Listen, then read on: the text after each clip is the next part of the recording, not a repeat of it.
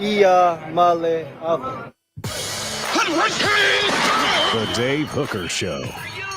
A presentation of Off the Hook Sports. Objective insight, expertise, top guests. Available on YouTube, Apple, Spotify, and the Off the Hook Sports app. Download now for free. Also available on offthehooksports.com. I compute and obey. Now to Dave Hooker. Ready.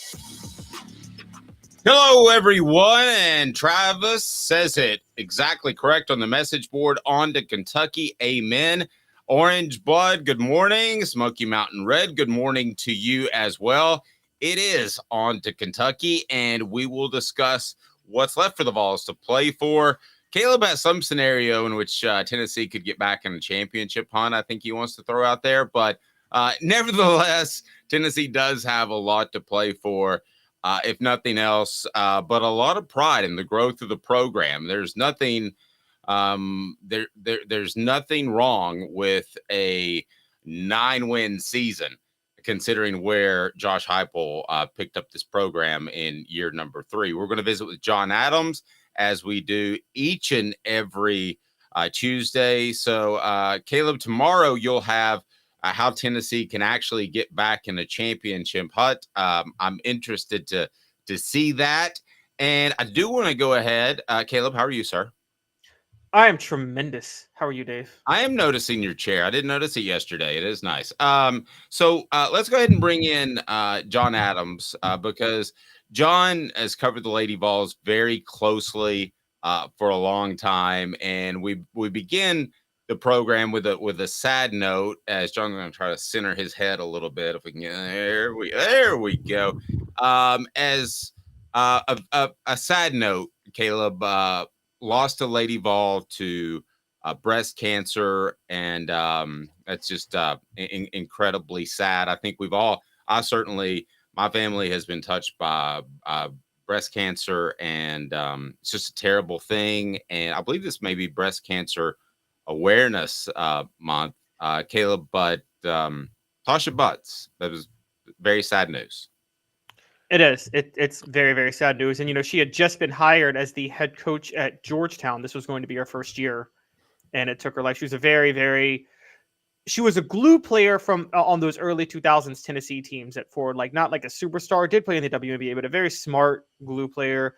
Got them to, I think, 2 straight national titles. I don't think she won a national title herself, but she still did. She was a very, very good player for Tennessee during that time period. Very true. John, hope you're well, sir. What do you remember about Tasha Butts? And really it harkens back to the days of just the incredible run that Tennessee had under Pat Summitt. Yeah, I actually remember more for her personality. I mean, I remember as much for that as I did her playing. She's a really good player, very unselfish player, really good teammate, good team leader. I remember there was one game, I think, where she just came out of nowhere and she had about 30 points. But normally she wasn't like a big scorer. She averaged a little over 6 points for her career. But a good player and just a great personality. Always seemed very happy. It made me really sad to hear that. She was, I think the last time I saw her, she was, I just happened to be in Baton Rouge on vacation, and I saw her there. She was an assistant coach on Nikki Caldwell's staff. And I remember doing a story on her. Her and Ashley Robinson were teammates, and they were very close friends. I think they roomed together. Just a delightful personality, really sad. That's the thing about breast cancer. I lost a really close friend of mine about 5 years ago to it. You hear someone has breast cancer and you think of something, well, that's something that can be overcome. A lot of times people have good results in fighting that, but there are different forms of it, and some forms of it are very virulent, and there's not a whole lot you could do. And I think she had that kind. She lasted about as long as my friend did with it once she was diagnosed as having it. And no matter how hard she fought, it just spread to all parts of her body. So really sad about losing a really good person. Yeah, me too. It's exactly what happened to my grandmother. The breast cancer part of it was taken care of, but it had spread to other places about a year after her initial diagnosis. So we pray for everybody that has lost anyone to cancer, and it's the disease that's really touched us all. No good transition to this, but here we go. Let's talk some football. We always love John Adams on each and every Tuesday. So here's what we have on tap today. A couple of trends that are going opposing ways for the Vols. They don't play great on the road at times.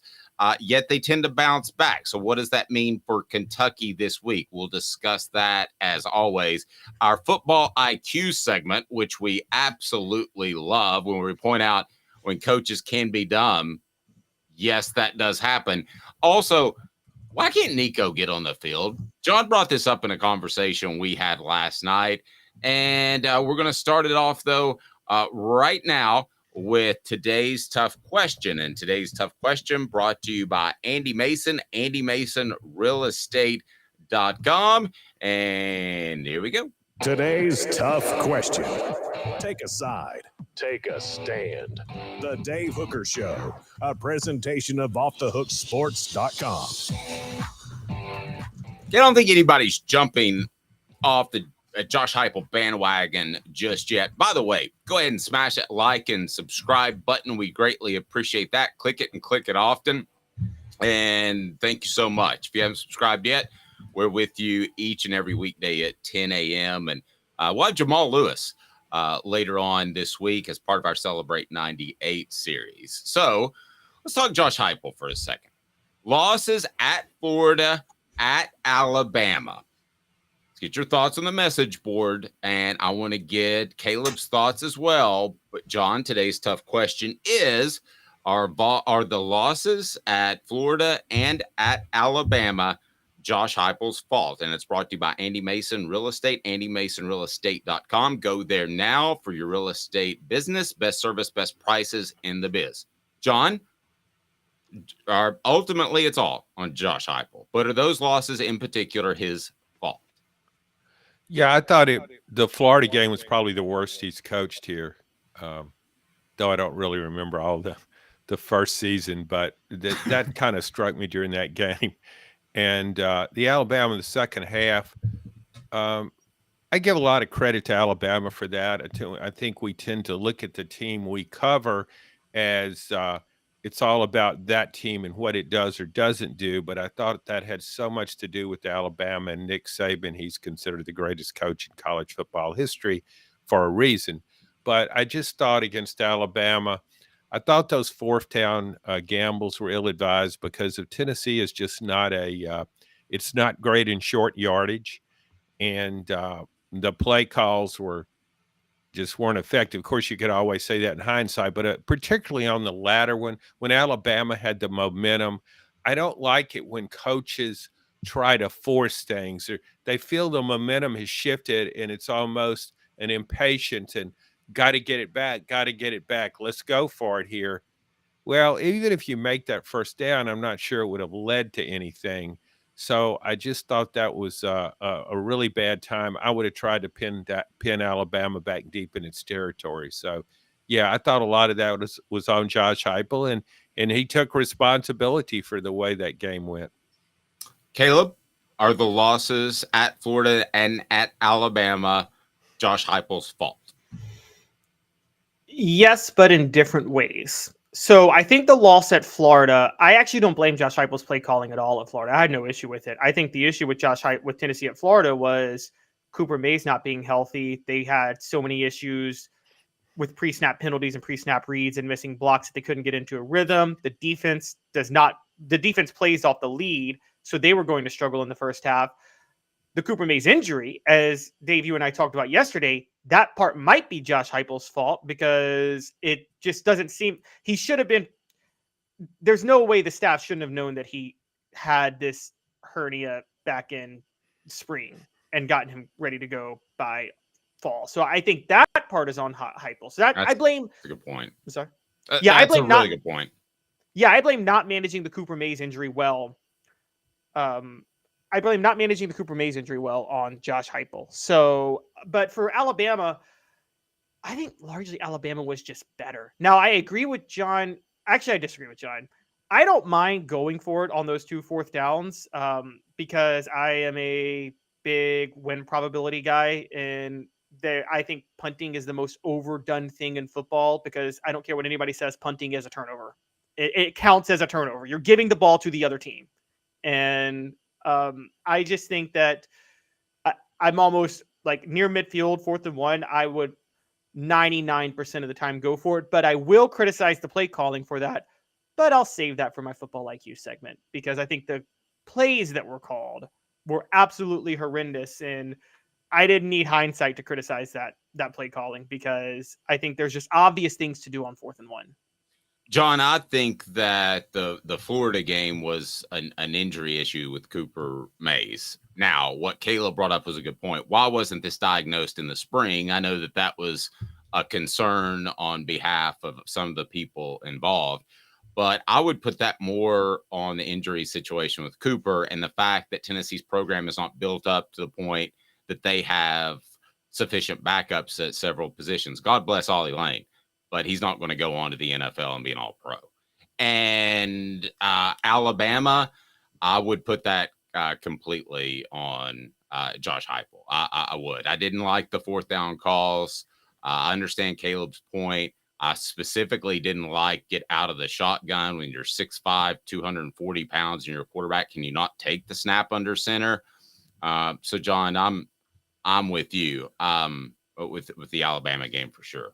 Yeah, I just think Caleb apparently is a big analytics guy. I think coaches rely on that too much. I think you've got to have more of a feel for the game.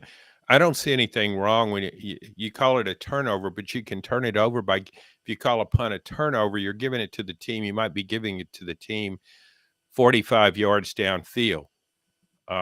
In a game like that, where these aren't spectacular offenses, I think field position can matter. It just depends on the nature of the game. I just thought that was an awful call, about as bad as a decision as he's made and Josh Heupel's made in a game. And then it was compounded by the play calls. It's a pet peeve of mine to not get under center on 4th and short. I mean, Tom Brady for seems like 50 years, I guess it was more like 20, but he made a living making short yardage plays, just getting under center, taking a snap and pushing forward. And he's not nearly as big as Joe Milton is. So, yeah, that was a bad call, I thought. Yep, and also, what about the – go ahead. And also, like, what the Eagles are doing, if you're not going to do a standard sneak, why not the tush push? That works every time if you have a good blocker. Yeah. Push them from behind. Nothing like a good tush push, John. Yeah, that's become fashionable. I remember when that was considered illegal. You couldn't do that. Mm-hmm. And the first time of note was, I guess, when Southern Cal in one of its championship seasons, I think it was at Notre Dame, Matt Leinart, the quarterback, was literally pushed into the end zone. And back then it was kind of like, was that is illegal or not? And I don't remember reading where, okay, that's legal. It just sort of, in my mind, it just sort of became legal. But it's completely different. You didn't used to be able to do that. As far as the Alabama game, I think that last year you had a special quarterback in Hendon Hooker. You had a special receiver in Jalen Hyatt. John, Tennessee doesn't have that this year. I almost feel like even though it was year 3 under Josh Heupel, that the talent differential was as significant or more significant than it was last year by losing those 2 guys. Tennessee's better on the front 7. We could break down the whole roster, but Tennessee talent-wise up front didn't look as good to me, especially when they had the ball. Well, I mean, we talk around it a lot of times, and we also talk about it, but there's a big change at quarterback, and you can't ignore that. This is not the best offense for Joe Milton. It's not the best offense for his skill set. And so Josh Heupel is determined to make this work. They They've stuck with Joe Milton all the way. He's determined to make it work, but it really hamstrings his play calling and what he wants to do ideally. This is not a Josh Heupel offense. It's not the offense we saw the first 2 seasons, and you kind of have to attribute that to quarterback. He's calling plays to work around what Joe Milton's game.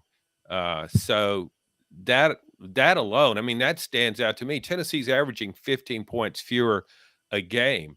And yeah, you can point, it hurt to lose Darnell Wright, a first-round NFL draft pick, and it hurt to lose Jalen Hyatt. But still, to me, and this isn't just a knock on Joe Milton. It's a fact that his skills, he would be, to me, better off in a drop-back passing game.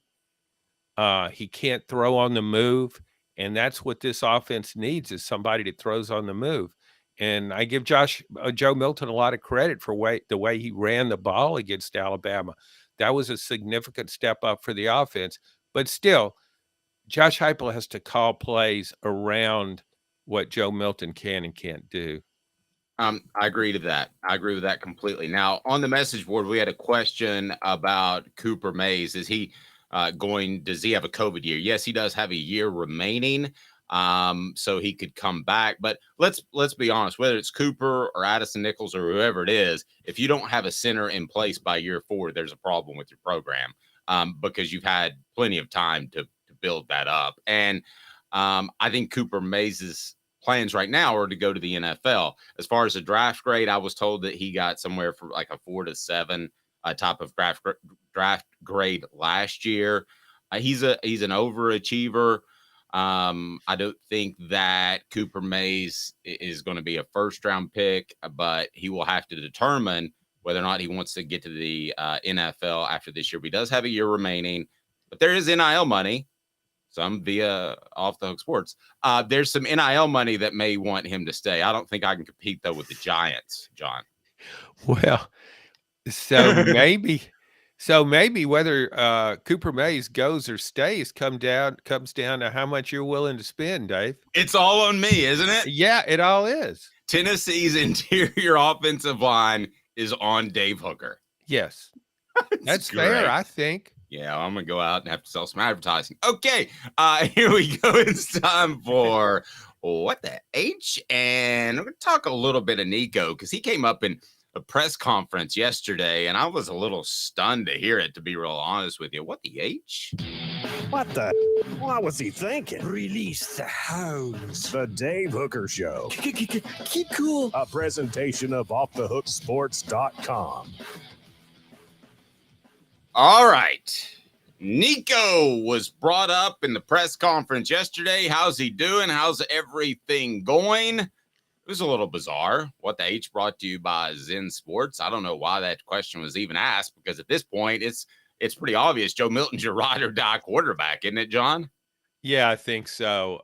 But Josh Heupel told us he's doing great. Yeah, he's doing great. Yeah. Okay. Well, okay. He hasn't played at all in any significant snaps. They said they weren't going to redshirt him, which of course they weren't going to do. He's not going to be around until 2028. And I mean, he's not going to be a 5th-year guy.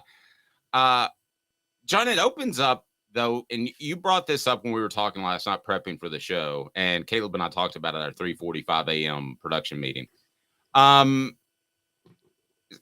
haven't they played him? Is it just the love for Joe Milton, or is it that he's not performing as well in practice? I mean, it opens up Pandora's box of issues. Yeah, it's could be all of the above. Team chemistry. Obviously, the coaching staff is infatuated with Joe Milton. They see him as a great team leader. He's their quarterback, and they're sticking with him. And I'm not proposing that Tennessee suddenly give Nico the job, but one thing we've noticed about Joe Milton, he goes into these sort of, for lack of a better term, slumps in the course of a game where he just doesn't play as well, and sometimes those slumps can extend for an entire half. That's why I would consider using Nico. Just give the guy a series. the sky won't fall. Just give him a series and see how he does. He would be a change of pace. Teams are certainly honed in on what Joe Milton does best and does worse, so they wouldn't be as prepared for Nico. It's a gamble, but I think it's also a gamble to stick based on the track record. When Joe Milton goes into one of those tailspins, will he come out of it in time? And so, yeah, I don't see anything wrong with that. I wouldn't worry about team chemistry. I'd be trying to do anything I could to get an offense going that seems stagnant at times in games. Caleb, I think team chemistry was an issue in the offseason. I think they wanted Joe Milton to be the guy, and I think that's been very clear. I was told that he would be the guy no matter what, unless Nico just really, really stumbled. I'm sorry, unless Joe really, really stumbled or he got hurt.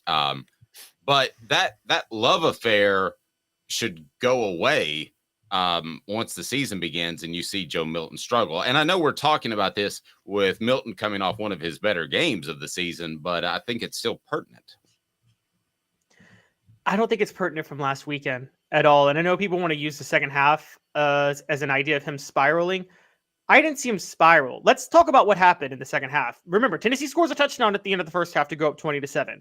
How does the second half play out? Alabama scores a touchdown on the first drive. That's not Joe Milton's fault. He wasn't on the field. Their first offensive possession, they're spotted the ball at the 4-yard line because of the correct call that I've never seen made before, where D. Williams looked like he was waving off the kickoff, and then Cam Seldon returned it. So Tennessee spotted the ball at the 4. Josh Heupel ran it 3 straight times. So you can't really put that on Joe Milton at that point. Josh Heupel was just playing for field position in the punt and just gave up on that drive. And so that drive's not Milton's fault. Alabama gets a field goal. What happens on the next drive? They're near midfield. Milton would have converted a first down on a pass to Ramel Keaton, but Ramel Keaton had to bobble the pass, which is why he fell short 1 yard of the first down. And then Tennessee got stopped on the 4th and 1.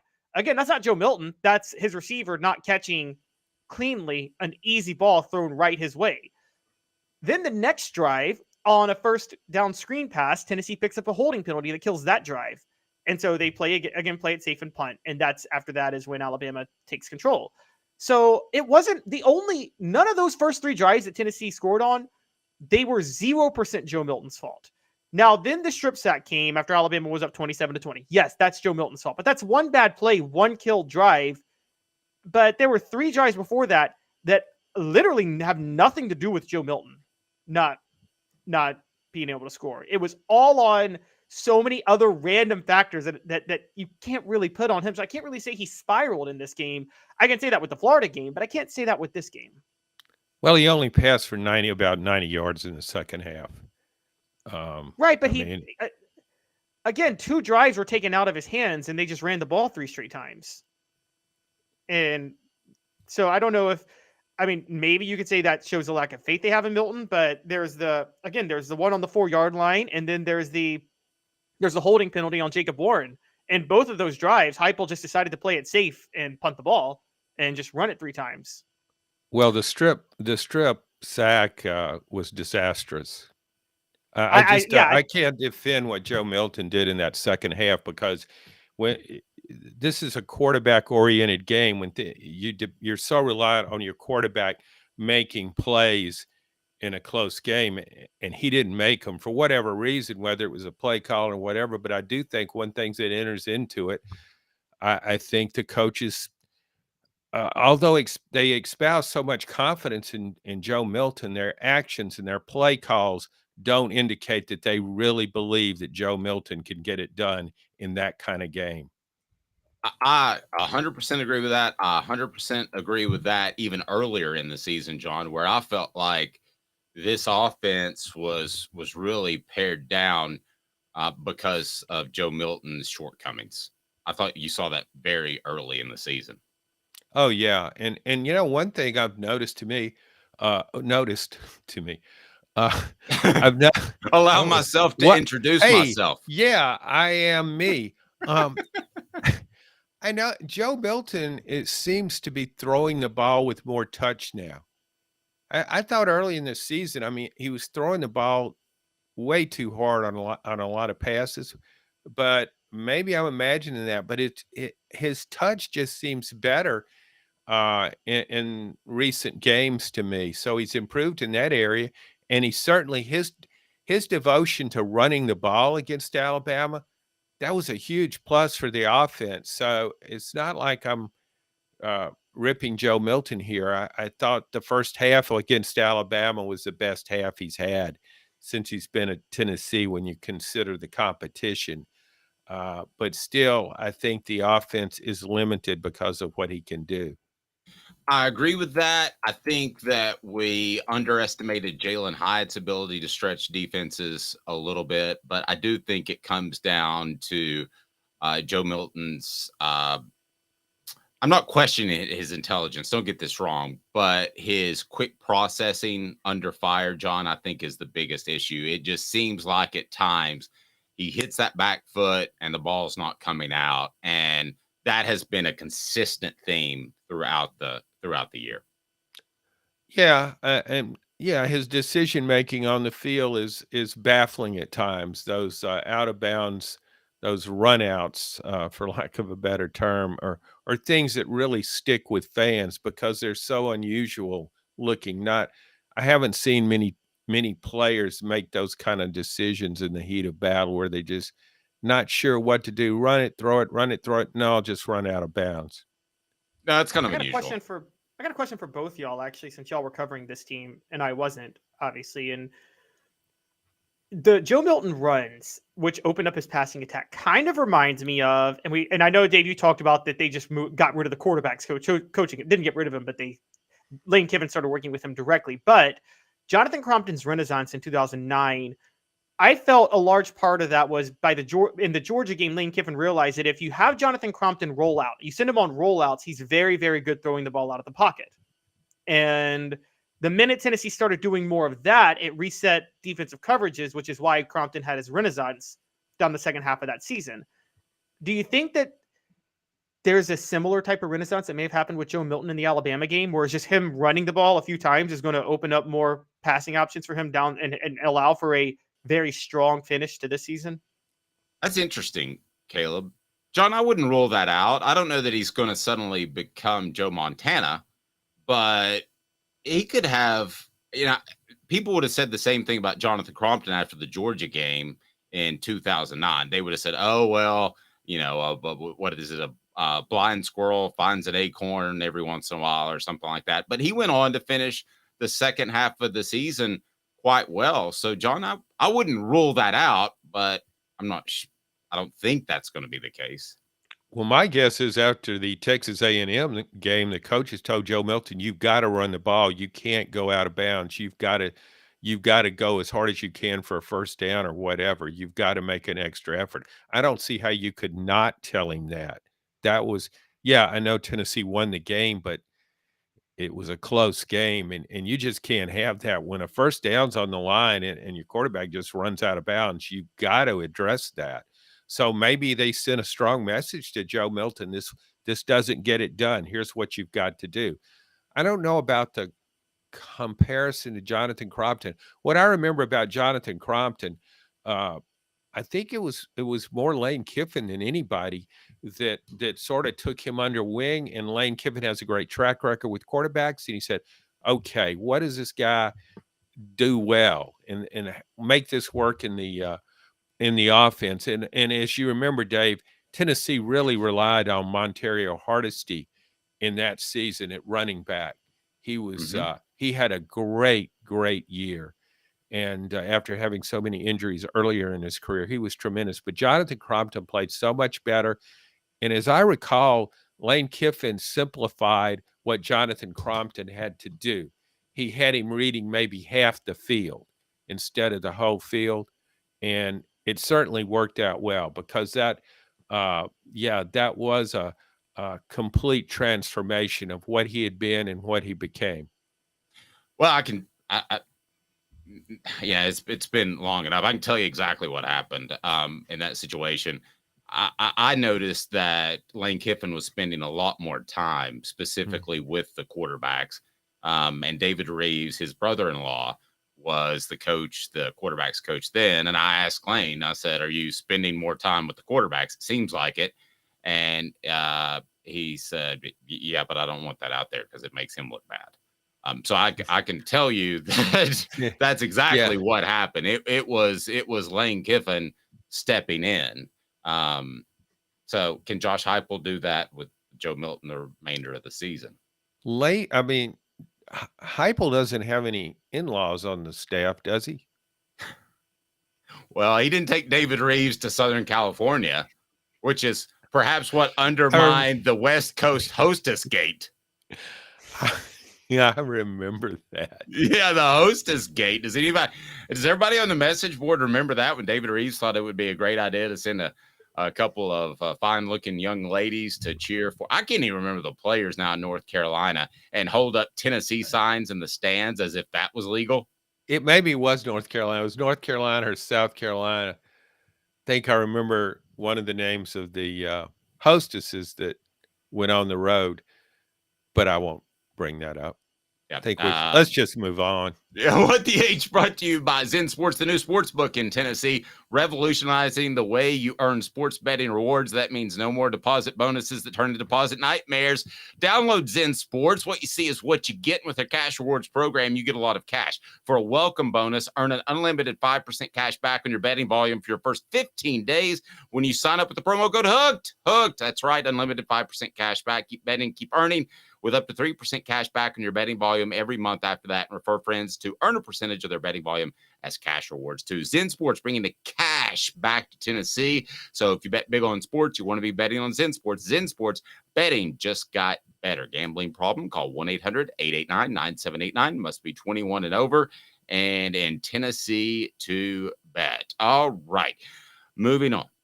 Tennessee is probably not going to play for a national championship nor an SEC championship, although Caleb's going to try to convince us otherwise tomorrow. So what record at this point would be a disappointment? John, let's start with you. Let's keep the backdrop in mind that last year was a huge surprise, right? And things broke Tennessee's way, with the exception of Jeremy Banks acting like a goofball before the South Carolina game. Everything seemed to go Tennessee's way. Nobody expected Tennessee to beat Alabama and win 10 games in 2022. So what record, just record alone, not how it happens, not a vast number of injuries, freak plays, whatever, but what record would be deemed a disappointment, a regular season record? I think it depends on the fan, but I think based on the emails I've received, fans aren't real happy right now coming off a loss to Alabama. I think 8-4 would be considered a disappointment. I think it's kind of 9-3 would be a good season. 8-4 wouldn't be, and maybe some people would say, well, 8-4 is still better than the first season. But I just think the nature of the losses, you're losing to Florida and Alabama. A lot of fans look at these seasons as Florida, Georgia, and Alabama. Those are traditional rivals ever since the league went to divisional play in 1992. And if you don't beat any one of those teams, fans hold that against Tennessee. So, yeah, I would say 8-4 would be disappointing to most fans. Okay, I would say 8-4 is acceptable. 7 would be disappointing. Caleb, your thoughts? I would say 8-4 is slightly underachieving, but not disappointing and not cause for concern or worry. 7 is. 7-5 is. I think 8-4 would largely be like, and John and I brought this up yesterday, it would largely be like the 94 Tennessee team. That was Fulmer's second year as a full-time head coach. You thought they could actually take a step up from the 93 team. I mean, I wasn't there. Y'all were. I don't know if y'all thought that the 94 team would be better than the 93 team because it was Fulmer's second year and he was still a hot commodity as a coaching prospect. But they took a step back. I'm not as old as John. Hold on. I wasn't there yet. Dave, you were at least 20. Well, yeah, but I was more interested in the Strip than I was Neyland Stadium at the time. I don't think Dave wants to join my generation. Yeah, I remember the '94 season, but things went awry in that season. Jerry Colquitt, Tennessee's quarterback, who knew the system very well, was a talented quarterback, suffered a season-ending injury on the seventh play of the game. Tennessee was playing at UCLA in Pasadena, and then it became a juggling act with quarterbacks. Eventually, Peyton Manning took over. Tennessee finished strong, but that team had a good offensive line, um, had some good running backs. I think that season would have turned out a game better, at least, if Jerry Colquitt had never been hurt and he'd quarterback the entire season. So that was a factor in it. And when I say that, I think a lot of fans would say 8-4 for this team would be disappointing. I'm not. That's really not a criticism. You said 7-5 would be a cause to worry. I guess that's kind of how I look at it. This to me doesn't uh, uh, affect my faith in Josh Heupel as to what he can do with the program just because he would win 8-4. I mean, if he goes 8-4 and wins a bowl game, he'd match the best season Tennessee's ever had, other than his 11-2 season last year, since things went south way back in 2008. John, part of the factor, or part of what we have to look at is the SEC is, I believe, down as a whole, but its floor is a little bit higher. The Missouris of the world are a little bit better. So the ceiling's not as high, other than Georgia, as far as comparing it to last year, but the floor is higher. So there could be an upset lurking out there. I think Missouri would be the program you would look to that would be most apt, because I would say Eli Drinkwitz would certainly like to lay some points on the Vols after last year. Yeah, maybe about 66. Yeah, I don't know if I agree with you on the floor, because you still got Vanderbilt down there, and I don't know if Vanderbilt's any better than it usually is. South Carolina is an awful team. Arkansas has lost 6 straight and is really bad. Auburn and Mississippi State be a slight notch above those teams, but that's 5 teams that I don't think are very good teams and are pretty limited. Yeah, Missouri is better than usual. That's a factor. So, and that may be how some fans look at this too, because the losses to Florida and Alabama, that's not a great Florida team. I still think this Florida team could lose a lot more games when I look at that schedule. And even Alabama, this is not a typical Alabama team. It doesn't have the offensive firepower of so many of its teams in recent years. So I think fans look at it like that and say, well, we were good enough to beat those teams, where in some years Tennessee couldn't hang with Alabama. No, true. And that's a very good point, John. I think about recruiting because I did that for so long. As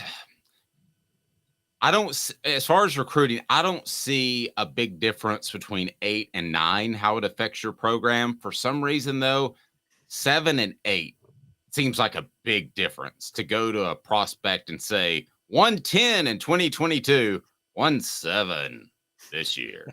That just, I don't know. That just sounds way different to me. Well, what you do in that case, Dave, you just open up the checkbook, pocketbook a little bit more, and enhance those NIL deals, and they really won't care if it was 7 or 8. If they're going to be rich out of it, they can live with that, I think. Yeah. You got to admit, I mean, 2 things are different now. When you talk about recruiting, it's NIL and the transfer portal. That looms larger than recruiting does. I'll tell you though, John, I'm about to take a stance that the transfer portal is the most overhyped thing in the history of college football. Because other than, let's say, a Lincoln Riley who takes a Caleb Williams, okay, to USC, other than those guys, you're basically getting cast-offs. You're getting Hendon Hooker. Well, no, that would be an exception. But look at who Tennessee got this year. What other players across the nation or in the SEC are having major impacts when you compare them to the number of transfers there have been. So what's your hit rate? I think it's 1 in 5. Whereas a recruit, I typically said the good recruits, you're going to hit 50%. And that's basically where you are. But I don't see the transfer portal being as impactful as I thought it was just a few months ago. Oh, I mean, look at Ole Miss. Where would Ole Miss be without the transfer portal? Well, yeah, that's absolutely true. There's partially a talent evaluation process in this. And look, we're talking about how much blame does Heupel get.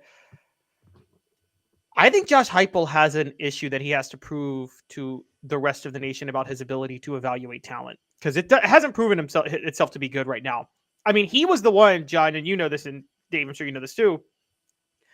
Heupel had 4 quarterbacks on the roster when he took over Tennessee, including Hendon Hooker. He went out and got Joe Milton himself. How did he not see that Joe Milton wasn't a fit for this offense? He really wanted Joe Milton when he was the offensive coordinator at Missouri in 2017. He recruited him heavily and tried to get him there. Then he went out and signed him. And we know now at this point, there was no real open competition in that fall camp. Joe Milton was the starter, was as sure of a bet to start as Brent Schaefer was at Ole Miss in 2006. Even though Hendon Hooker was better. And to me, that's still a huge knock on Josh Heupel, that he went into fall camp saying, I'm going to start Joe Milton, and I don't care that Hendon Hooker outperforms him. I think he dismissed Kaden Salter over a petty weed charge because he wanted to make room for Joe Milton. A petty weed. I like that, Caleb. It was less than a gram. Yeah, I don't even know petty what that weed. That should be a legal term. I think he wanted every excuse to make Joe Milton the starter. And now we're seeing it here. He missed on Andre Carrick, who he tried to get out of Texas, who is just not good. I don't think it's a lack of effort. I just don't think it's good. He missed on Dante Thornton, who I think could be good, but I think Dante Thornton, maybe he's doing weed or something. I don't know, but he plays like it. He plays like it. That's all I'm going to say, because he doesn't seem like he cares when he's in the game. And so he missed on 2 Power 5 transfers. And then, I mean, look, we talk about his recruiting to shore up the offensive line. One of the reasons there's not a lot of depth on the line this year, Josh Heupel has missed on a lot of linemen he signed. You know, there's Addison Nichols, Mo Clipper, Masai Reddick. These are all Heupel signees. Where are they? Why can't they see the field? Are we saying that Jeremy Pruitt is a better talent evaluator than Josh Heupel? Yes. Woo, strongest comment. Yeah. That would be scary, wouldn't it? Be terrifying for Tennessee fans. No, Scary doesn't begin to cover it. I think Jeremy Pruitt Halloween. I disagree. I think Jeremy Pruitt is actually one of the better talent evaluators. I just don't think he knows how to utilize his talent. But I mean, I think Jeremy Pruitt, I actually think he'd make a good NFL GM. I know that's crazy, but it is. If you had somebody break down the math for him saying this is what you can and can't afford, because I don't think he'd be good at the math part of it with the contracts, but I think he can scout the talent well. Yep. This according to Travis. Go ahead, John. Well, he needs a good babysitter to help him along with those talent evaluations. Jeremy Pruitt is a better evaluator, 100%. Travis says.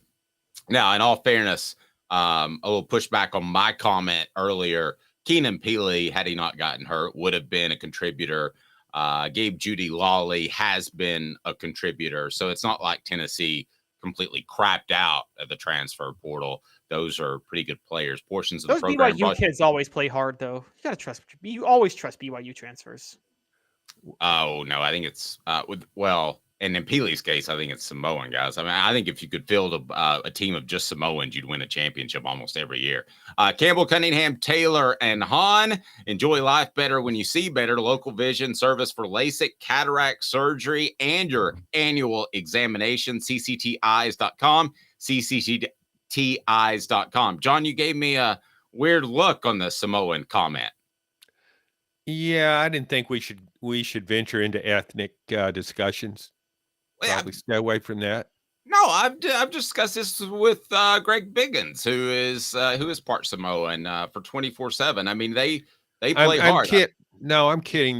They do. I mean, their culture kind of their depicted as really good team guys, hard workers, good work ethic. So yeah, I'm still trying to think through Caleb's thoughts on Jeremy Pruitt. I know you don't like to have a lot of rules and too much structure, but I think bringing up Jeremy Pruitt's name in a positive way is kind of risky for your advertisers. Maybe not, but just a thought. He found Hendon Hooker, and he found Jalen Hyatt, and he found Cedric Tillman when Cedric Tillman was a 2-star in Nevada. Yeah. What? Like nobody, he was a 2-star. Yeah, he was a 2-star on Rivals. I think he was a 3-star on 247, but a 2-star on Rivals playing in Nevada. Nobody noticed him. Jeremy Pruitt takes over in 2018. Tillman is one of his first offers. He goes out and he immediately offers Tillman. That's scouting right there. You got to give him some credit on that. John, I thought if you just suited up, you got 3 stars. In most cases, but maybe he forgot something like a helmet or that kind of thing. Yeah, he was a 3-star, and he showed up to the championship game without a helmet. Yeah, I'm ready, Coach. Put Thurman me in. Thomas style. Does anybody remember that from the Super Bowl? I was at that Super Bowl. Oh, man. That's great He move. also found Bryce Thompson and Alontae Taylor and specifically went after them to play cornerback when a lot of people wanted them to play receiver on the recruiting trail. Who on the message board thinks that Caleb wants to go back and hire Jeremy Pruitt? He is a great talent evaluator. That does not mean he's a good coach. Yeah. Well, why did he go 3-7, Caleb, in his last year? Because Josh Heupel went 11-2 with a lot of those same players. He went 3-7 because he can't coach. He's not a good actual on the field coach. I mean, we agree on that. Yeah, and I mean this is kind of, and also again, Jeremy Pruitt didn't have the Jimmies and Joes that were better than Alabama or Georgia. And if you're going to win on the field with talent, you have to find the guys that are better. What he did was he found players that were overlooked because Tennessee couldn't recruit at that level, that were good enough with the right coaching to beat those schools, not Georgia, because Heupel hasn't done that. And so I think that's where we're at with Jeremy Pruitt when we're talking about him. He found guys that with the right coach and the right system, they could be good. The problem was Jeremy Pruitt didn't know how to put them in the right system. Yeah, and Jeremy Pruitt also, John, was a little bit insensitive to peanut allergies because he stuffed cash in Chick-fil-A bags. They use peanut oil, which reminds me of the time you and I went with a salesperson and met with an assistant manager at a sporting goods store, and he had a peanut allergy, and I encouraged him to have some Chick-fil-A because he had the EpiPen on him, so why not give it a shot and see what happens? Do you remember that? Yeah, I do. I mean, you showed you were more of a risk taker than he was, but it's easy to, take risk when it involves other people's health. Right. And he said, Yes. well, I could die. And I said, but you probably won't. Yeah. Play the odds and just think how much you could gain. John and I met with the assistant manager. He goes, sounds good to me.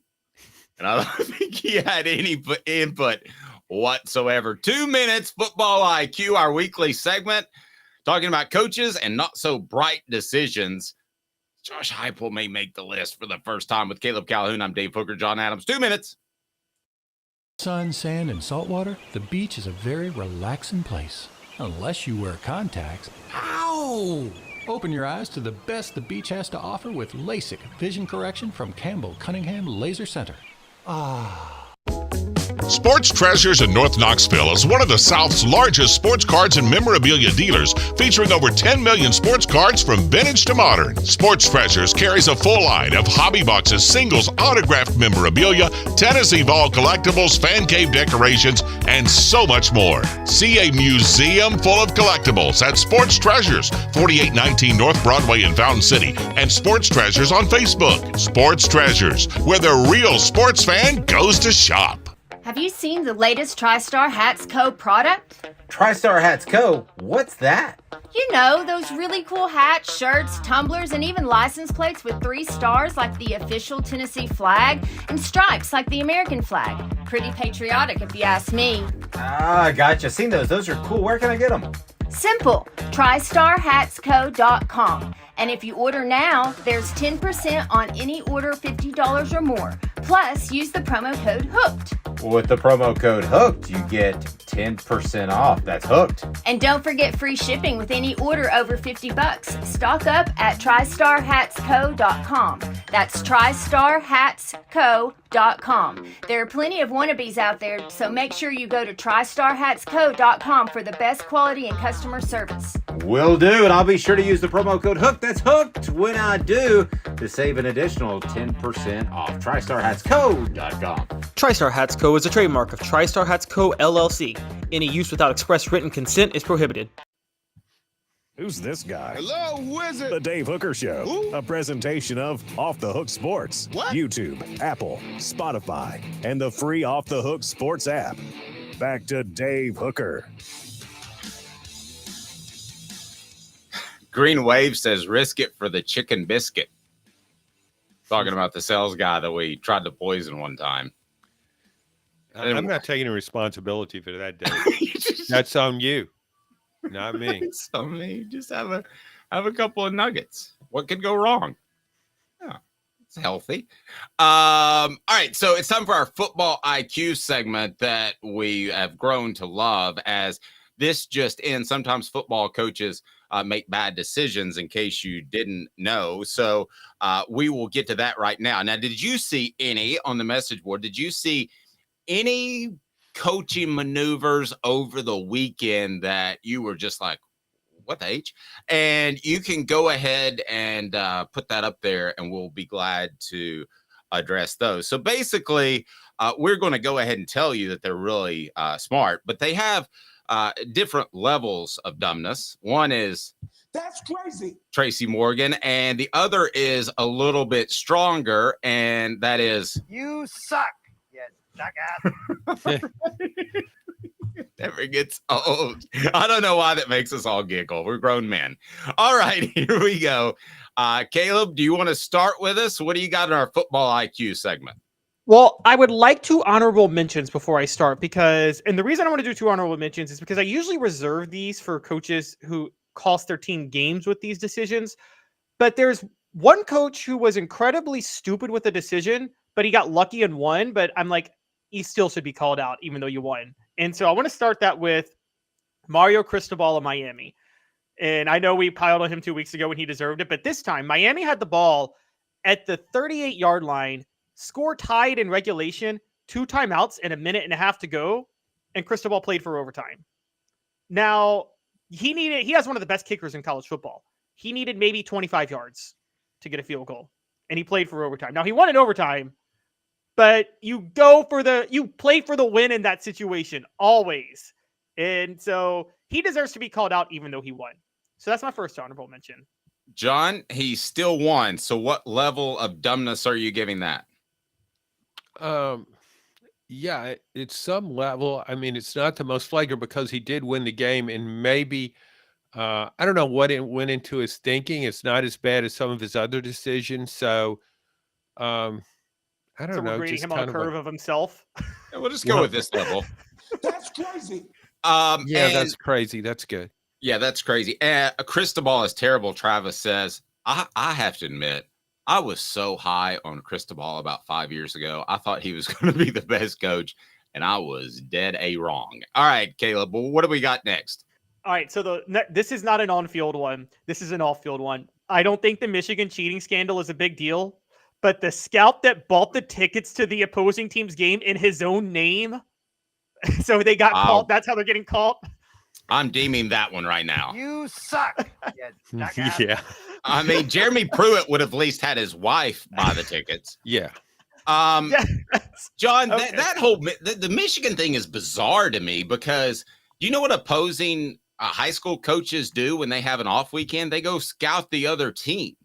Why the hell is that? Excuse my language. Why is that even a rule?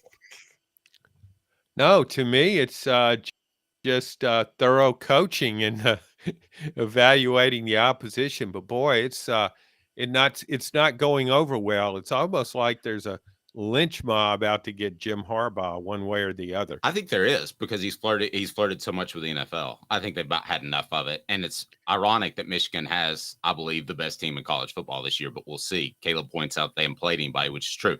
All right, Caleb, what's up next? And right, I so hate now, to say it, guys, but Josh Heupel is going to make this list.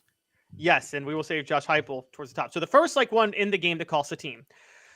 Kenny Dillingham. I called him out 2 weeks ago, the Arizona State coach. I'm calling him out again. Up 7-3 in the fourth quarter.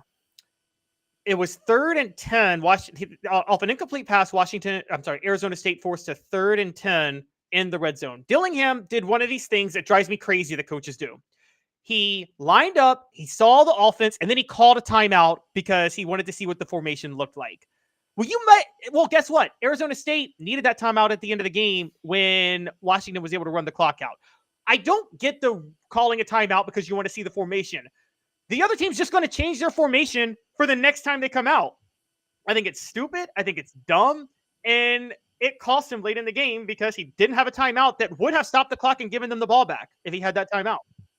John, that whole take a look at the defense and call a timeout, that seems like that's single wing stuff. That seems like that's 50 years old. It's almost one of those things like let's ice the kicker. One of those things that started and everybody said, oh, you got to do that. Because if you don't, then everybody will say, well, why didn't you ice the kicker? So, yeah, you got to call a timeout there.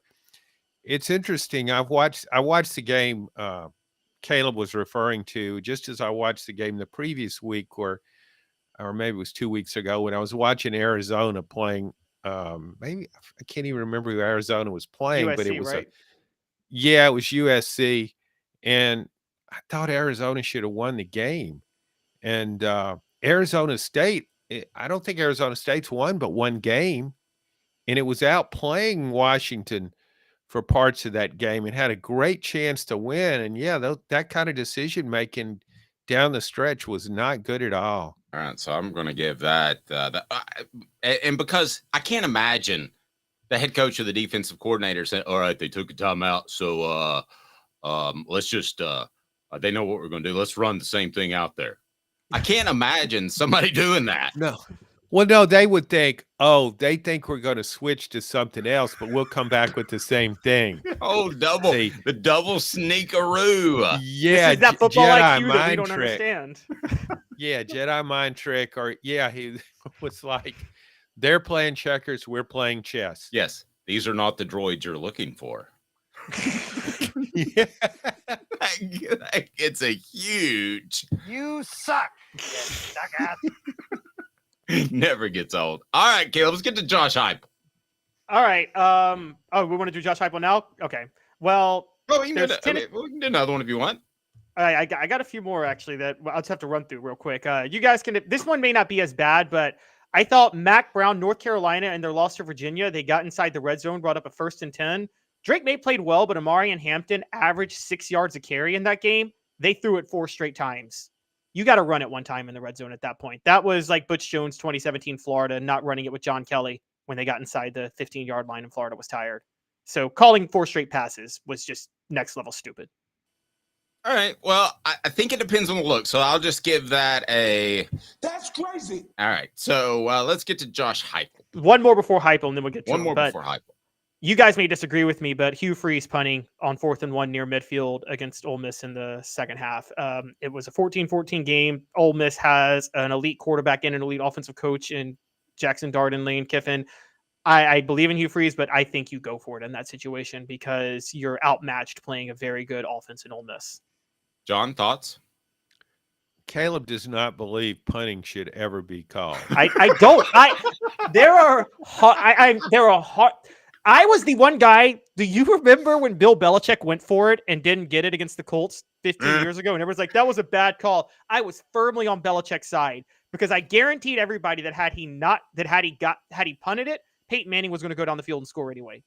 I agree. Yeah, I agree in that case, but I think it's got to depend on your personnel, tone of the game, that kind of thing. Yeah, I think Caleb would just shoot the punter right in the leg before. Yeah, he was.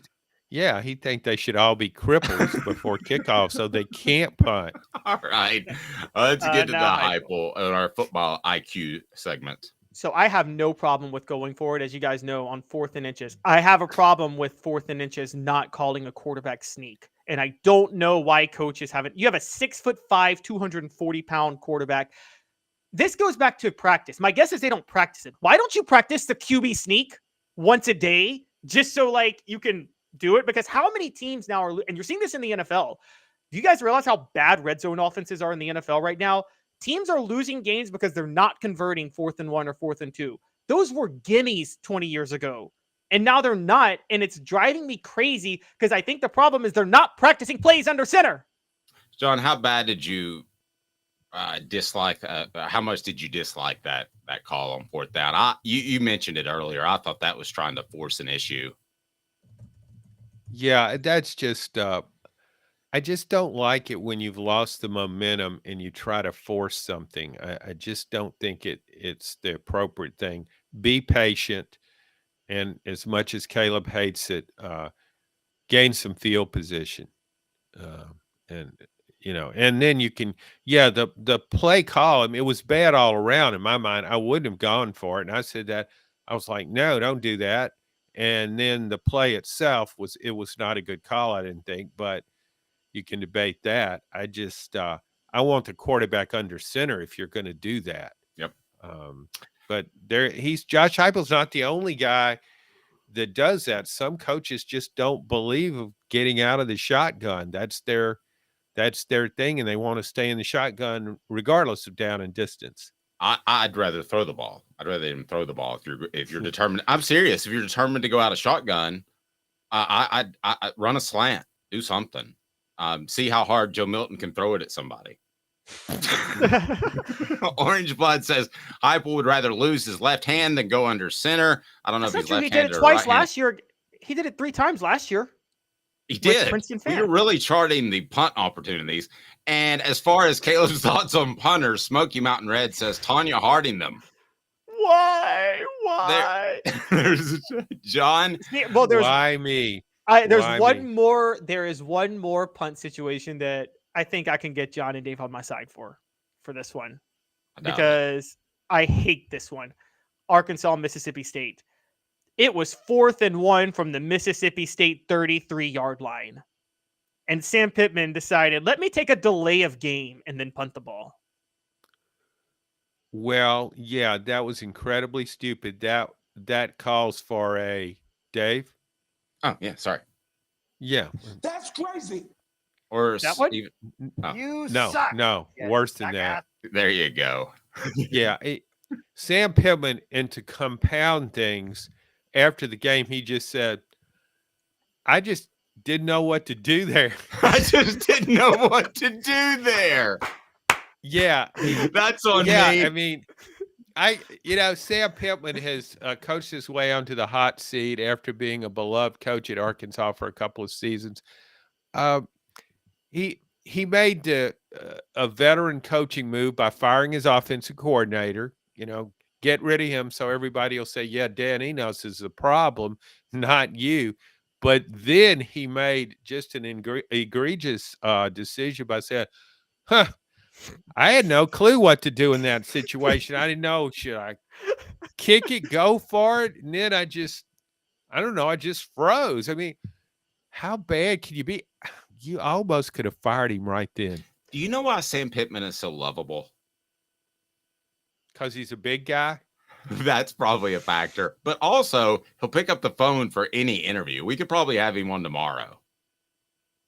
I mean, why don't you call him right now and get him on the podcast? All right, let's go ahead and dial that up. John's appearance brought to you by Herald Group Security Solutions. We want to make your children safer. Leadership experience, specialization, addressing problems through unique mission-specific mitigation techniques, making your children safer one school at a time. Working with private schools now, but we're going to push that to get into public schools to avoid the terrible scenarios that we have seen across our country. So, John, we certainly appreciate your time, your thoughts on if the Vols bounce back against Kentucky. I wrote how Tennessee, there are 2 opposing trends. One, they don't play well on the road, particularly in night games. 2, they usually bounce back. So which is the stronger of the 2?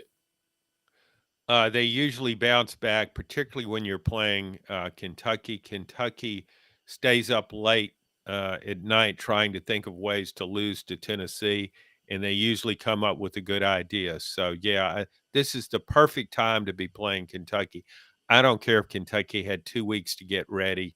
It'll probably work against them, and Kentucky will overthink everything. Yeah. 2 weeks to get ready to lose.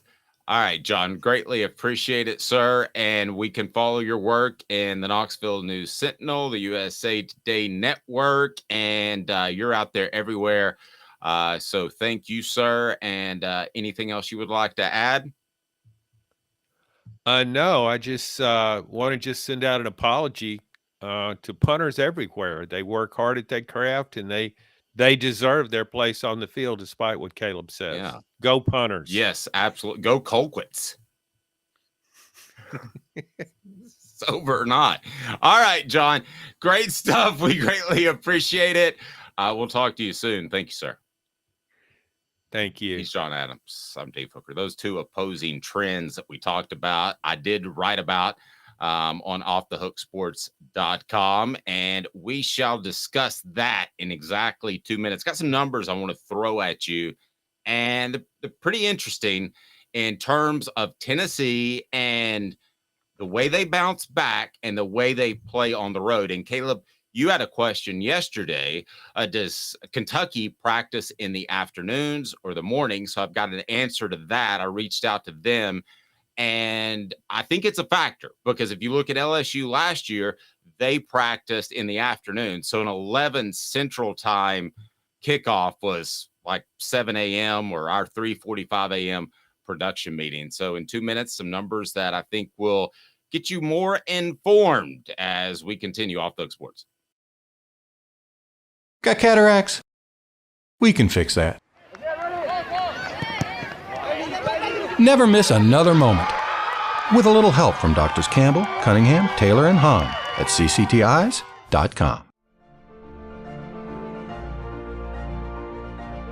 Hi, I'm Rick Terry, and we at Rick Terry Jewelry Designs pride ourselves in the highest quality craftsmanship from a family-owned business here in Knoxville for over 35 years. At Rick Terry Jewelry Designs, we also take pride in being an affordable option for all your game day accessories, especially those fire opals. At Rick Terry Jewelry Designs, we want to be your jeweler every day and especially on game day. Go Vols! Hi, Mike Davis here with City Heating and Air, reminding you to always dare to compare. Our team provides quality local heating and air service, installation, and maintenance across East Tennessee. We use only the best equipment like American Standard heating and air conditioning for your residential, new construction, or commercial needs. Honesty, dependability, and customer satisfaction have been the cornerstones of our business since 1961. City Heat and Air. Dare to compare. These mountains hold and defend a spirit far better than moonshine. A drink that holds flavor, that becomes necessity. A hard cider made and relished by folk who are as hearty as they are legend. A refreshment that can only be found in one place. With a taste that makes you say, give me 3 bottles of the good stuff. Tennessee Cider Company, where necessity can be found. Iamaleava. Objective coverage. Hey, that's new. If we get caught, we're going to jail. The Dave Hooker Show, a presentation of Off the Hook Sports. YouTube, Apple, Spotify, and the free Off the Hook Sports app. I'm going to need to see some identification. Back to Dave Hooker. All right, Tennessee, not great on the road, but they are good in bounce back games. Let us discuss. It's brought to you by the Hemp House, the premier hemp dispensary online with a wide variety, great selection, and strict standards to ensure you only receive the best in CBD or Delta products. Hemp House Chat with 2Ts.com. Hemp House Chat with 2Ts.com. Use the promo code HOOKED. Get 10% off. And they also have the Big Orange Crunch, which is fantastic. All right. So let's get to this. Tennessee has not played well at times on the road. And they have played well, though, in bounce back games, particularly look at last year when Tennessee lost to Georgia.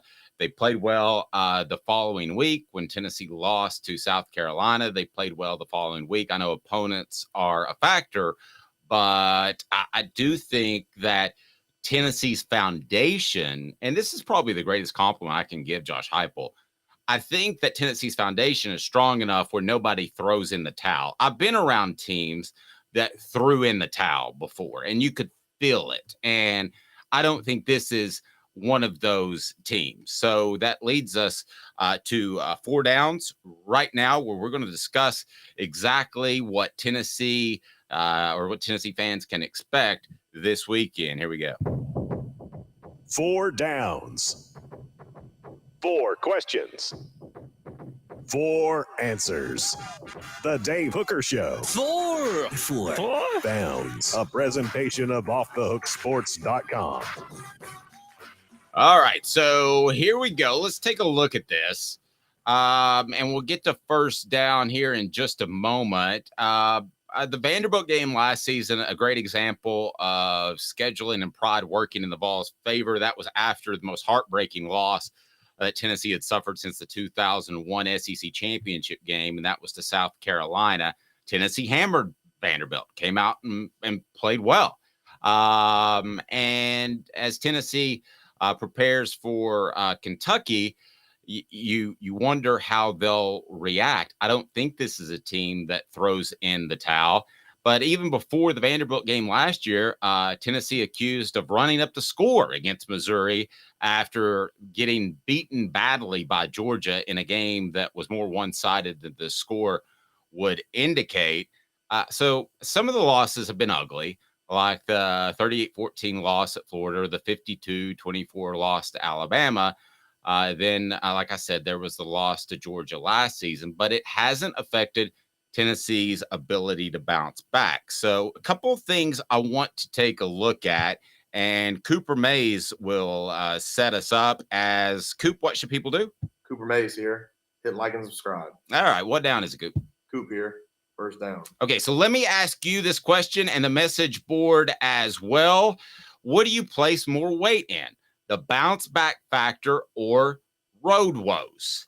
If you had to pick one or the other, and I realize Tennessee didn't play 2 stellar opponents back-to-back last year. Same thing with the Florida game this year.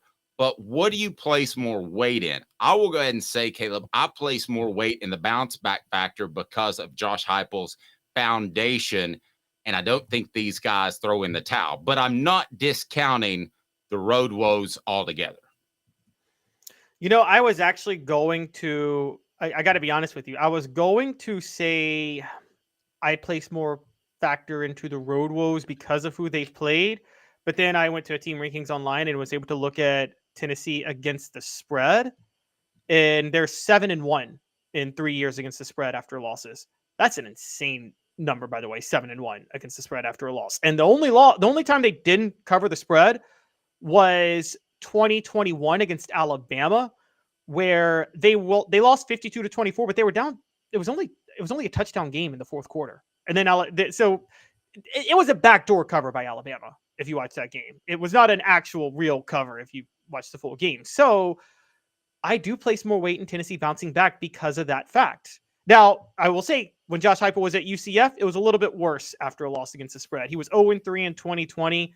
As I'm pulling it up now, and 0-3 in 2019, and he didn't have a loss in 2018. So there's no way to judge him that year. But so it was 0-6 at UCF. But this Tennessee team, at the very least, is much better bouncing back after a loss. The Tennessee program under Heupel. Yep. And Travis saying bounce back, it's Kentucky. I mean, just as a whole, when we start talking about the college football playoff, let's say Tennessee's in the SEC championship game one year and they lose that game. Are they bouncing back and playing their best ball if they make the college football playoff? So I'm talking about more as a whole. Also, the road woes wasn't really a factor at Bama. Took it to them in the first half. It's a great point. Smoky Mountain Red says bounce back as well with the culture that has been built. Also, I think the word culture is way overused in football. I do too. But I think in this particular case, it was so bad for so long that Josh Heupel almost deserves a statue for just changing the way Tennessee's players feel about their program and playing for the school and him, Caleb. And culture is a factor because I think it's overused too, but I've watched enough football that I do feel like whatever the mentality of the program is creeps in. I think one of the reasons Kentucky always loses to Tennessee is there's a culture. They feel like they're supposed to. One of the reasons Tennessee always loses to Florida is the culture on campus seeps into the players on the field. There's the whole learning how to win. I watched the 2013 Auburn team, Dave, and you did too, the kick six. By the time they got to that Georgia game, they had been so lucky for so long. I think culture had a lot to do with that really lucky 4th and 30, whatever they converted against Georgia, and that really lucky win over Alabama, because they felt we've been so lucky all year. We just have to keep winning. And that factors into it. What down, Coop? Cooper Mays here. 2nd down. Okay, now this is not applicable to Alabama, but do you remember the days? It would be applicable to Georgia perhaps last year when that crowd that was spurred by Eric Ainge partially, when that crowd was so up and hyped for the game. Do you remember the Bill Walsh days where they'd script the first 10, 15, or 20 plays? This may be a little bit before your time, Caleb, but basically it was go out and run these plays, and you are going to be you're going to have a real good feel for how the defense is going to react to those plays, and it sets you up for the rest of the game. But it also, on the road, gives you a bit of a sense of calm. What do you think about scripting the first 10 plays? So I didn't know that. I know those days. I didn't know that was to quiet the crowd a lot of times, but I guess that makes sense. Well, it wasn't to quiet the crowd. It was so the crowd couldn't affect communication as much. Okay. Or I could see it as getting a feel for the defense. But I don't think that works with Josh Heupel, because I think half the offense is dependent on the quarterback reading the safety and also reading the defense before the line of scrimmage on whether or not to do a draw or take the deep shot. And I mean, look, I think a lot of the play calling is on the quarterback and Heupel's system. So I just don't think. I think Heupel can have like 3 plays dialed up, but I don't think you could have 10. Well, here's the thing, though. I agree it would take away some of his ability to adapt on the fly, but I do think it would help you evaluate what defenses are going to do. I wouldn't hate the idea at all, and I think that you practice those first 10 plays all week, and you're good to go, and you see what happens. Now, I've seen several times, and Bill Walsh won 4 Super Bowls, or 3. He won 3, right? So I saw several times where those first 10 plays didn't work out real well, despite having Joe Montana and Jerry Rice. But typically, as the game went on, you saw what he learned from those 10 plays. So I think a more effective thing might actually be do the Steve Spurrier method. Alternate a quarterback every other play, and then tell the quarterback the play right before he goes out. Then the other quarterback comes to the bench, and you tell him the next play. Which he did that. Yep. All right. What down, Coop? Tennessee center Cooper Mays here. 3rd down. Okay. Do you remember when this was discussed last year, and that was that Tennessee's tempo was supposed to quiet down the crowd? That they had trouble getting up and cheering because the game was moving so fast. Do you remember that conversation? We haven't had that conversation in a year, but that was something that Josh Heupel pointed to and the players pointed to as a way of offsetting crowd noise. Why is that not a topic of discussion now, Caleb? That only works if you move the ball on your first couple of plays of a drive. Tempo goes out the window if you throw an incomplete pass.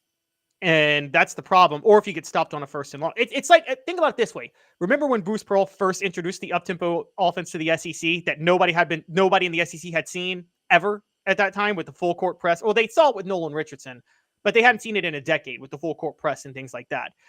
Bruce Pearl was a huge part of Nolan's and Bruce's system was you can't run the press unless you hit your shots. You have to make your buckets on offense to set up your press. And it's similar with tempo on offense. But you can still run tempo with an incomplete pass. Not as easy because the ref has to go get the ball, spot it. The ball sails, and it takes a minute to spot the ball back. So you can't run tempo with an incomplete pass the way you want to. And also, you can't keep the defense on its heels, particularly like if you get a stop on, if you only get a yard on 1st and 10 and you're playing behind the sticks at that point, you can't really afford to play behind the sticks when you're running tempo because you don't have the defense on their heels as much. And so you have to be able to keep the defense on their heels. And so they just haven't done that well this year. It definitely had the Bammers quiet. It did, but I will say this, that's an incredibly overrated place to play in terms of difficulty. They're used to winning. It's not that loud, which leads me to 4th down. All SEC center Cooper Mays here. 4th down.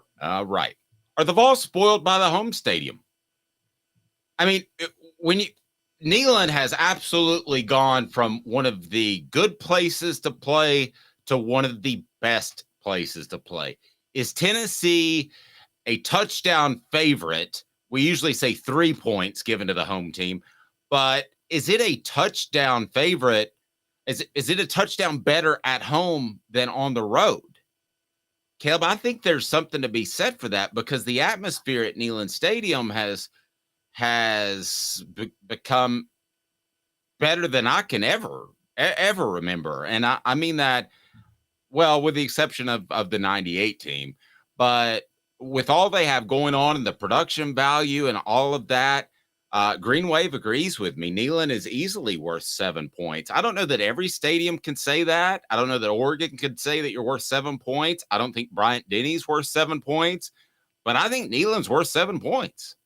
I do too. I think Neyland's worth 7 points. And one of the reasons we've never seen this, by the way, is because for the longest period of Tennessee football history, big home games aren't a thing by the time October comes. The gauntlet of their schedule used to be, even when they were at their peak, the gauntlet of their schedule was over by the middle of October. And, you've never really seen Neyland Stadium with the crowd in a meaningful late game. Now, but yeah, I mean, I think it's very clear that Neyland is a threat. And you're right, the 98 team, I feel like that 98 Florida game is the loudest the stadium has ever been or will ever be. The crowd won that game. Florida made how many mistakes in that game to lose? I mean, the crowd won that game. And I thought they helped. There was a rumor, too. We were talking to Philip Fulmer on the Celebrate 98 series that there were some sort of jet engines being played outside the stadium. I have no idea if that's true. But yeah, you couldn't hear. You could stand side by side, and you couldn't hear. Smoky Mountain Red just made me giggle. Vandy's toilet bowl is worth 14 points to the opponent. That's pretty good. I like that because it probably is. Portions of the program brought to you by Tennessee Cider Company, the original hard cider of the Smoky Mountains. Use the promo code HAT to receive some free swag with your cider order. Available most anywhere in the U.S. tncidercompany.com, tncidercompany.com, and use that promo code HAT. Tell them Off the Hook Sports sent you. We greatly appreciate that. And now we discuss the 12-team playoff. All right. So this is where I have been the whole time. Caleb's coming around to me. Tennessee fans should come around as well. The 12-team playoff is the way to go because so many teams would still have so much to play for. Caleb's going to try to convince us that Tennessee can win a championship tomorrow. I keep teasing that. I don't know how, but I look forward to it.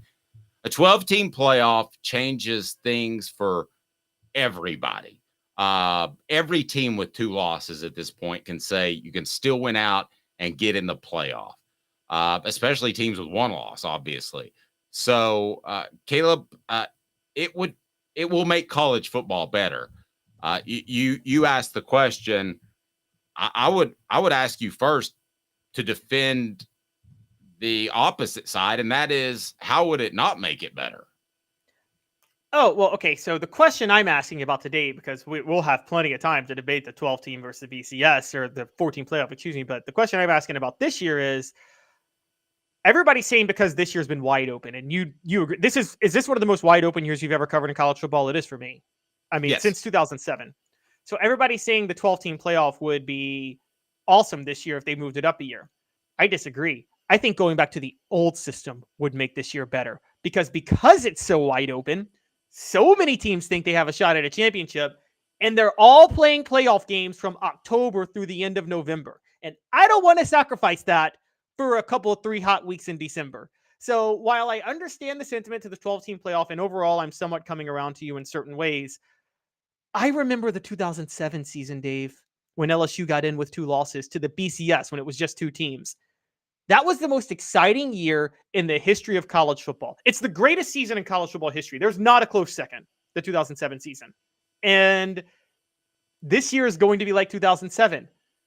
I wish they just had 2 teams playing for the national title at the end of the year. It would be so much fun because every game would be a playoff game for so many teams from now until the end of November. And you're sacrificing that for a couple of weeks in December. I don't know. But those couple of weeks in December when college football falls off the map are just so bizarre to me. No other sport takes a 3-week break. And really, it's more like a 4-week break for any games of significance because, you're talking about the playoffs, but also the January 1st bowl games. I mean, that's what other sport? Can you imagine if the NBA or the NFL said, hey, we're just going to take a timeout for about a month before the playoffs? It's just bizarre to me. Well, what we all forget is college football for the longest time was never about the January bowl games or the postseason. College football was about those 3 months, September, October, November. And then January, that bowl game was just like a little bit extra icing on the cake. That was something in the ether. But the bulk of the season was September, October, November. We forget this. Up until the 1970s, Dave, the national champion was crowned before bowl games were even played. Everybody knew that bowl games were just an extra little thing to make New Year's Day fun, but they weren't supposed to be really part of the season. Well, no, I get that, but that's stupid. I thought it was great. The whole regular season mattered. Go watch Premier League soccer in Europe. They don't even have a postseason. They just play a round robin, and the soccer's stupid. Okay, how about this? You like NASCAR? NASCAR, the Chase Cup ruined NASCAR. It ruined NASCAR permanently. Well, a lot of things ruined NASCAR, but the Chase Cup ruined it. NASCAR was close to competing with the NFL before they put in the Chase Cup. Okay, because now what you do with the Chase Cup, you try to compete with the NFL in November and October, but you can't. But you know what you did with the Chase Cup, Dave? You made the Daytona 500 useless. No one cares about the Daytona 500 anymore because it's a regular season race. It's stupid. Well, NASCAR got beat up by football, basically. The chase was to try to take just a few viewers away from football, but that's they were never going to do that. No, that was never going to happen. I agree the chase was stupid. I agree the chase was stupid, but NASCAR ruined NASCAR themselves. I was just about to say that. That's what so think about this. Do you think college football is going to compete with the NFL? Because I don't. I wish it would. I love college football personally, but I can tell you guys outside of the South, everybody else, like college football is a significant second to the NFL. And even in parts of the South, you go to Florida or even now parts of Louisiana with the Saints after they became beloved. I mean, the NFL competes somewhat with college football. If college football sacrifices its regular season to try to compete with the NFL in December, which it's not going to do, it could go the same way as NASCAR. Because again, these October to November games are going to be so much fun over the next month and a half because there's only 4 teams and I wish there were only 2. And I'm telling you, you are in college football and NASCAR actually probably have the most crossover fan bases in a lot of ways, as you probably know, Dave. So it's now you shared with me something you read that college football, I think it was based off of Shannon Terry comment or an interview, that he thinks with the trend, college football could be bigger than the NFL with especially the playoff and the way things are trending right now. That seems like a big leap, okay? But I wouldn't rule it out. I think the college football playoff can be that big, the 12-team playoff. I think it can be so big that college football can truly rival the NFL in terms of viewership. I don't think I'm overstating that. I think in an age of NIL, college football playoff is going to have a massive spike to the sport for about 4 or 5 years. But I think what's going to end up happening, because even you've come to my side on this, it's not going to be March Madness. You're not going to see these like random teams upset the top 5 teams. Alabama's not going to get upset by Boise State on a regular basis. Most of the time, Alabama's winning that game 75-0. And the SEC is going to enjoy it because all the SEC teams are going to be in it. But you know what the theory of the college football playoff is? They think that'll make it more national. Dave, do you think the college football playoff is going to make somebody on the West Coast care more about college football when once their team from the West Coast gets to the playoff, they lose by 70 every time? They're just going to eventually not care about the playoff at that point. Well, but yes, there will be elite programs like Georgia has been now and that Alabama has been recently that are going to be absolutely very difficult to topple. But with the way they have it set up where those top 4 teams get a bye, I don't think you'll have as many lopsided games. You didn't this past 4-team playoff, did you? Because more money is going to pump into the sport. So more programs are going to have more money to spend. And I think it levels the playing field. I think you're going to see a college football world in which there are going to be a good 6 to 8 teams, if not 10 at the beginning of the year that can realistically win a championship. Whereas now, let me expand.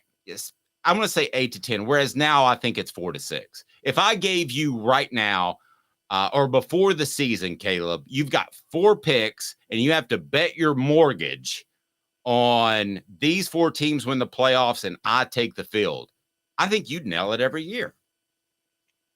Would we say Georgia, Alabama, Ohio State, Michigan? Yeah, but those 4 didn't make it last year. It was just Georgia, Ohio State, and Michigan. Like, there's always one team. I'm not saying make the college. I'm not saying make the college football playoff. Oh, just one of those 4 teams. Win it all. Win it all. Oh, win it all.